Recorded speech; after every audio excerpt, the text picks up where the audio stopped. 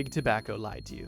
In today's day and age, we know that smoking cigarettes has numerous side effects. We know that tobacco is bad for you. We know that inhaling carcinogens is not good for your lungs. And we know that nicotine is extremely addictive. Unfortunately, this is all now common knowledge and adults can make their decision on what they want to do. But prior to the 1990s, major tobacco companies had the general public in a chokehold, nearly convincing the world that smoking cigarettes was not only a good thing to do, but potentially even healthy for some situations. Now, the real paradigm shift around cigarettes happened in the 1990s, when whistleblowers were exposing the tobacco companies for all of the nefarious activities they were doing. However, that wasn't the first or only time that science proving cigarettes were bad for you actually came out. In the early 1950s, there were multiple scientific studies proving a link between cigarettes and cancer. And it was with the publishing of these studies that the American tobacco industry ramped up their marketing to the absolute next level to ensure their chokehold on the American public and to ultimately assert their dominance and maintain their fortune. But even before these studies came out, the marketing was still heavy. Like, for example, take the 1920s. During the 1920s, it was frowned upon for women to smoke. So for that reason, these tobacco companies took it upon themselves to shift the American mindset on women smoking so that these tobacco companies had